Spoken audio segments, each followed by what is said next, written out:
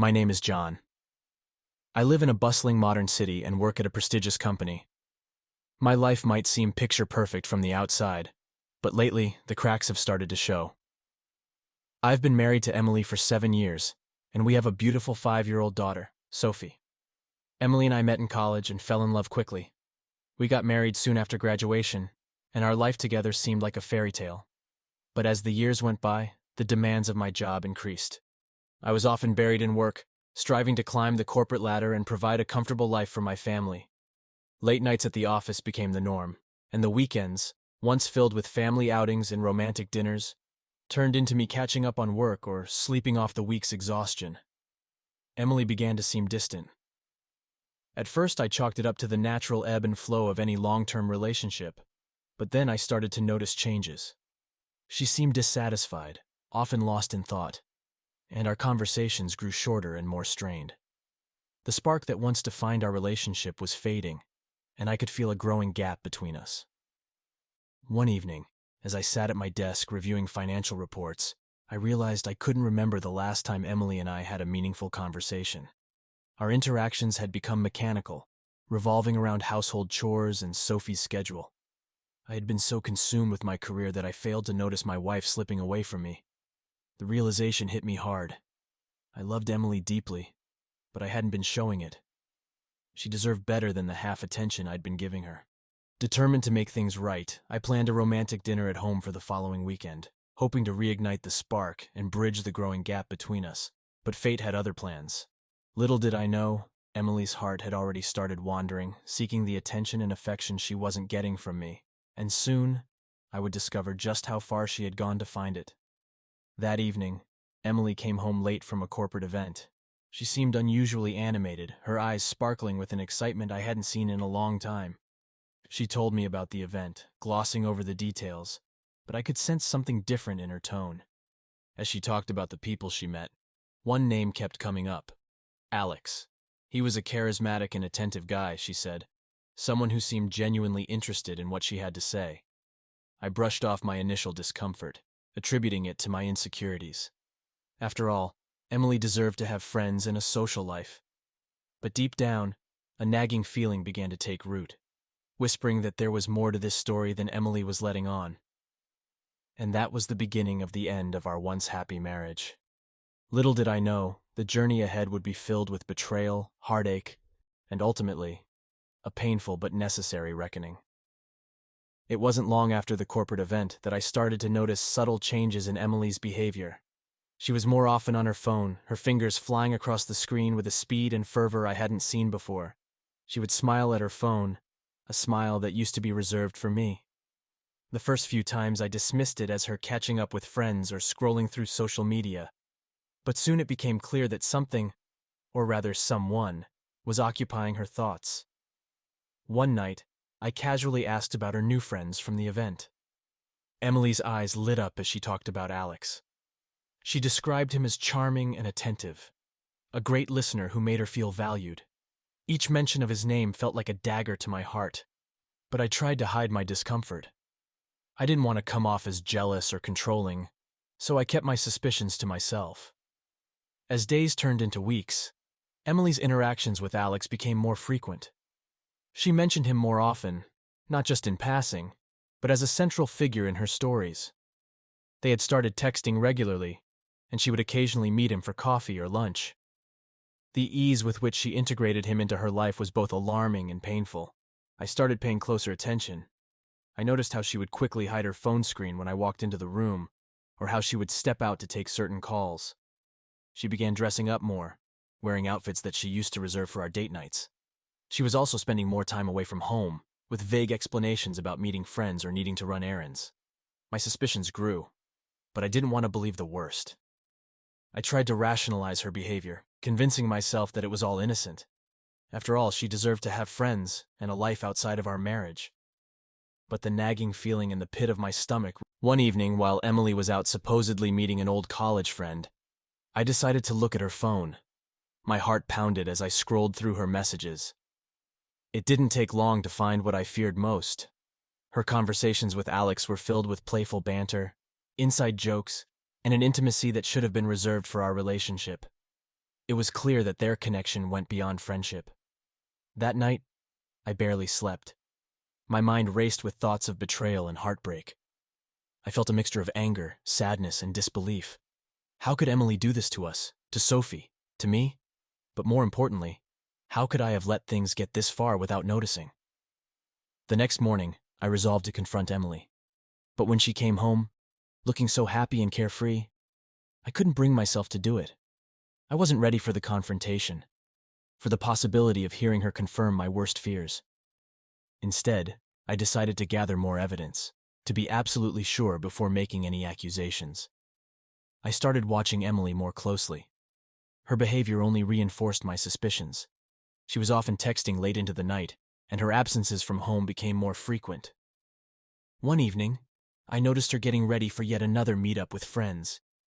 She was wearing her favorite dress, the one she knew I loved.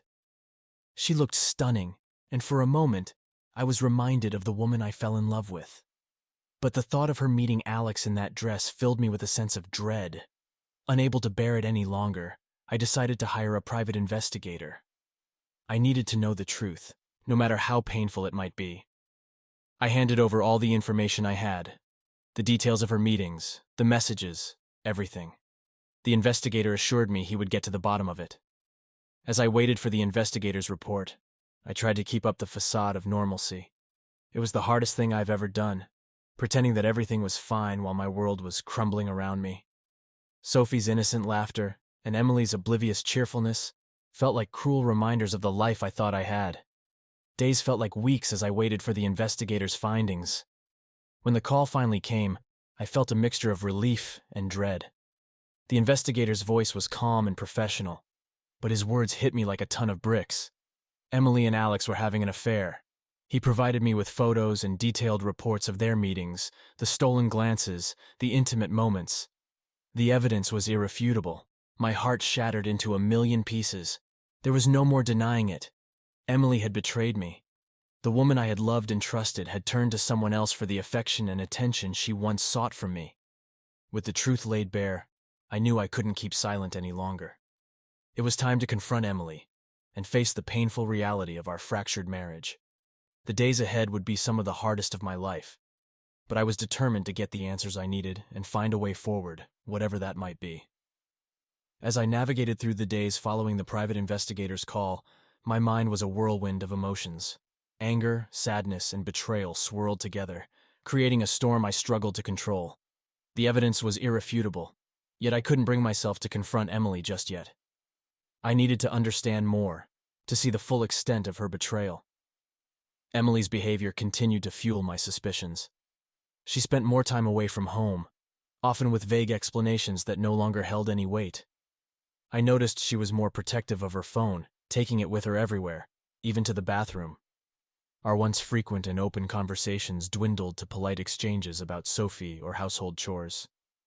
One Friday evening, Emily told me she was going out for a drink with some friends from work. I nodded, trying to hide the turmoil inside me. As she got ready, I watched her from the doorway of our bedroom. She chose an outfit that I hadn't seen her wear in months, a dress that hugged her figure perfectly. She applied her makeup with meticulous care, and I couldn't help but notice the extra effort she put into her appearance. "Have fun," I said, forcing a smile as she left. She gave me a quick peck on the cheek, her eyes avoiding mine. As soon as she was out the door, I grabbed my coat and decided to follow her. I needed to see for myself what she was up to, even if it meant shattering the remaining illusions I had about our marriage. I trailed her car through the city, keeping a safe distance. She parked outside a trendy bar, one we used to frequent before life became so busy. I parked a few blocks away and walked towards the entrance, my heart pounding in my chest. From across the street, I watched as she greeted Alex at the door. They embraced, holding each other for longer than a friendly hug should last. They entered the bar together, and I followed, making sure to stay out of sight. The dim lighting and the buzz of conversations provided the perfect cover. I found a corner booth where I had a clear view of them.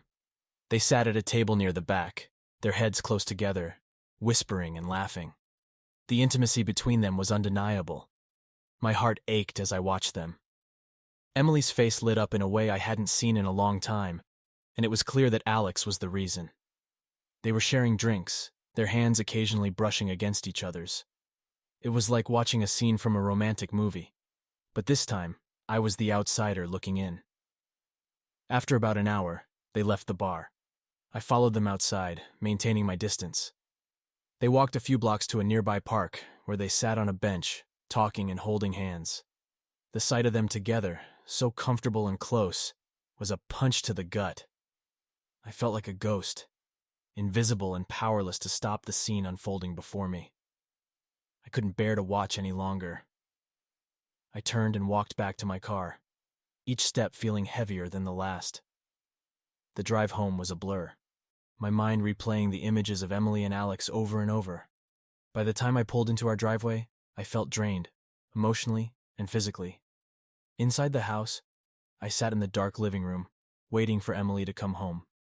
The minutes stretched into hours, and I couldn't help but think about how our lives had come to this. When Emily finally walked through the door, it was past midnight. She seemed surprised to find me still awake. "You're up late," she said, her voice tinged with curiosity. "I couldn't sleep," I replied, trying to keep my tone neutral. "How was your night?" "It was fine," she said, a hint of defensiveness in her voice. "Just had a few drinks with friends." I nodded, biting back the urge to confront her then and there. I wasn't ready for the fallout. Not yet. Instead, I simply said, "I'm glad you had fun." As she headed to bed, I remained in the living room, staring at the blank TV screen. My mind was racing, but I knew I had to plan my next steps carefully. Confronting Emily without a clear understanding of my own emotions and intentions could lead to an even bigger mess. Over the next few days, I tried to act normal, but the tension between us was palpable. Emily seemed to sense that something was off, but she didn't press the issue. I spent hours poring over the evidence gathered by the private investigator, trying to piece together the timeline of their affair. The more I learned, the more devastated I felt. One evening, while Emily was out again, I found myself alone with Sophie. We were watching her favorite cartoon, and she snuggled up next to me, her tiny hand gripping mine. I looked down at her, my heart breaking at the thought of how this would affect her. She deserved so much better than to be caught in the middle of our crumbling marriage. As I tucked her into bed that night, she looked up at me with her big, innocent eyes and asked, "Daddy, why are you sad?" I forced a smile and kissed her forehead. "I'm just tired, sweetheart. Go to sleep now." But as I left her room, I knew I couldn't put off the confrontation any longer. It was time to face Emily and demand the truth. The future of our family depended on it. The night after Sophie asked me why I was sad, I lay awake, staring at the ceiling. I couldn't continue living with the deceit and betrayal gnawing at me. I had to confront Emily and get the truth out in the open, no matter how much it hurt. The next evening, after putting Sophie to bed, I waited for Emily in the living room. She had been out again, and I knew she would be home soon. My heart pounded in my chest as I mentally prepared myself for the confrontation. When I heard the front door open and Emily's footsteps in the hallway, I took a deep breath and stood up. "John, you're still up?" Emily's voice was cheerful but wary. "We need to talk," I said, my voice steady despite the turmoil inside me. Emily hesitated, then walked into the living room, her expression shifting from surprise to concern. "What's going on?" I motioned for her to sit down and she reluctantly did. I sat across from her, my hands clenched into fists on my knees. "I know about Alex," I said quietly. Her eyes widened, and she opened her mouth to speak, but no words came out. I saw the fear and guilt in her eyes, confirming everything I had feared. "I know you've been seeing him," I continued. "I hired a private investigator. I've seen the photos, the texts. I've seen everything." Emily's face paled, and she looked down at her hands. "John, IVDJ. How long?" I cut her off, my voice sharper than I intended. "How long has this been going on?" She took a deep breath, her shoulders trembling. "A few months," she admitted. "It started after the corporate event.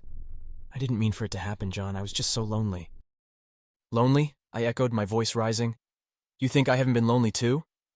I've been working my ass off to provide for this family, to give you and Sophie everything you need. And this is how you repay me?" Tears welled up in Emily's eyes. "I'm sorry, John, I really am. But you've been so distant, so consumed with work. I needed someone to talk to." someone who made me feel valued. I felt a pang of guilt, knowing there was some truth to her words, but the betrayal still burned. "Why didn't you come to me?" I demanded. "Why didn't you tell me how you were feeling instead of turning to someone else?" "I tried," she whispered, "but you were always too busy, too tired. I felt like I was losing you, like you didn't care about me anymore." Her words cut deep, and I realized that in my pursuit of career success, I had neglected the most important person in my life. But that didn't excuse her actions. "So, you decided to have an affair instead? To betray our marriage?" "I know it was wrong," she said, her voice breaking. "I know I made a terrible mistake, but it's not just my fault, John. Our marriage has been falling apart for a long time." We sat in silence for a moment, the weight of her words hanging in the air. I could see the pain and regret in her eyes, but it didn't make the betrayal any easier to bear. "What do we do now?" I finally asked, my voice barely above a whisper. Emily wiped her tears and looked at me, her expression filled with sorrow. "I don't know. I want to fix this, John. I want to make things right. But I don't know if we can." I nodded, the enormity of the situation sinking in. "We need to think about Sophie," I said. "We need to figure out what's best for her." Emily agreed, and we decided to take some time to think things over. I moved into the guest room, and we avoided discussing the affair in front of Sophie, trying to maintain a sense of normalcy for her sake. Over the next few days, I struggled with my emotions. Anger, hurt, and betrayal were constant companions, but so was the realization that I had played a role in the breakdown of our marriage. Emily and I had both made mistakes, and now we had to decide if our relationship was worth saving. One evening, as Sophie played in her room, Emily and I sat down for a serious conversation about our future. "I've been thinking a lot about what you said," I began, "about how I've been distant and focused on work. You're right. I haven't been the husband or father I should have been." Emily looked at me, her eyes filled with sadness. "I've made mistakes too, John. I should have talked to you about how I was feeling instead of seeking comfort elsewhere. I'm so sorry." We talked for hours, laying bare our feelings and regrets. It was a painful conversation, but it was also necessary. We both acknowledged that our marriage had been in trouble long before Alex entered the picture. "I don't know if we can fix this," I admitted. "The trust between us is shattered, but I want to try, for Sophie's sake." Emily nodded, tears streaming down her face. "I want to try too. I love you, John. I never stopped loving you." We agreed to seek counseling, both individually and as a couple. It was a small step towards healing, but it was a step nonetheless. We knew the road ahead would be difficult and filled with challenges, but we were willing to put in the effort for the sake of our family. As I lay in the guest room that night, I felt a glimmer of hope amidst the pain. Emily and I had a long way to go, but at least we were talking, confronting our issues instead of ignoring them. For Sophie, for our family, we had to try. The weeks that followed our decision to seek counseling were some of the hardest of my life. Each session was a raw and often painful exploration of our failures and shortcomings. Emily and I faced our issues head-on, uncovering layers of resentment and hurt that had built up over the years. It was emotionally exhausting, but it was necessary if we were ever to find a path forward. In counseling, I confronted my obsession with work and the way it had driven a wedge between Emily and me. I realized how my relentless pursuit of career success had made Emily feel neglected and unimportant. For the first time, I truly understood her loneliness and the reasons behind her actions. It didn't excuse her affair, but it helped me see the bigger picture. Emily, on her part, admitted to feeling increasingly isolated and unvalued. She acknowledged her mistake in seeking solace with Alex instead of addressing the issues within our marriage. She expressed deep remorse and a genuine desire to make amends, not just for my sake, but for Sophie's as well. Despite our progress in therapy, the wound of betrayal was still fresh, and rebuilding trust was an uphill battle. Every time Emily's phone buzzed or she mentioned going out, I felt a pang of suspicion. It was a constant struggle to separate past hurts from present reality. One evening, after putting Sophie to bed, Emily and I sat down in the living room for another serious talk. "John," she began, her voice trembling, "I've been doing a lot of thinking. I love you, and I want to make this work, but I don't know if we can ever fully heal from what happened." I looked into her eyes, seeing the same pain and uncertainty reflected back at me. "I've been thinking the same thing," I admitted. "We've come a long way, but I don't know if we can ever go back to the way things were." Emily nodded, tears welling up in her eyes. "Maybe we're trying to hold on to something that's already gone. Maybe the best thing we can do for ourselves and for Sophie is to let go and start anew." The weight of her words hung in the air. It was a heartbreaking realization, but deep down, I knew she was right. We had both changed, and our marriage had been irreparably damaged by the betrayal. Trying to force it back together would only prolong the pain for both of us. "I think you're right," I said softly. "We need to give ourselves a chance to find happiness again, even if it means being apart." Emily wiped her tears and reached for my hand. "I want us to remain friends, for Sophie's sake. She deserves to have both of her parents in her life, even if we're not together." I squeezed her hand, grateful for her willingness to cooperate. "We'll always be a family no matter what. We'll make sure Sophie knows that she's loved and that this isn't her fault." We sat in silence for a while, holding hands and processing the enormity of our decision. The end of our marriage was not something either of us had ever envisioned, but it felt like the right choice given everything that had happened.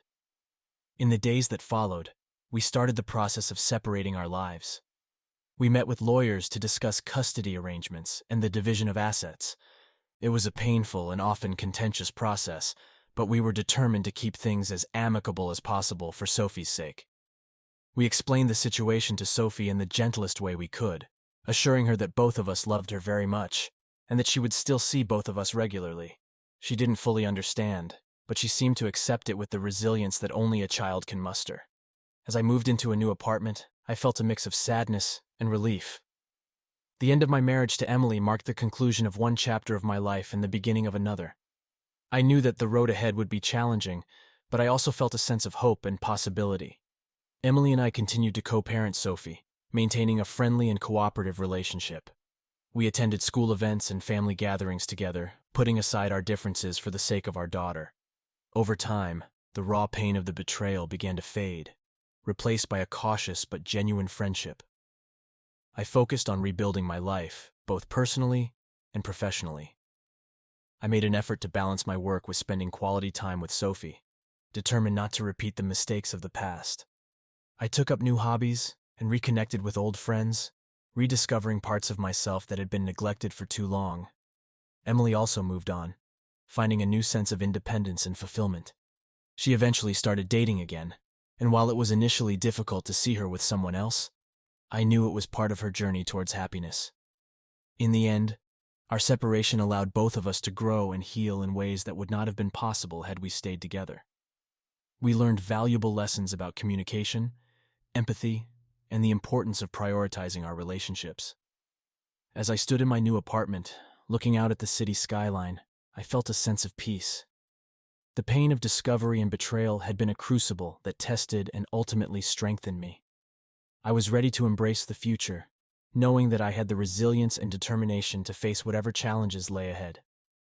Emily and I had found a way to move forward separately, yet remain connected through our love for Sophie.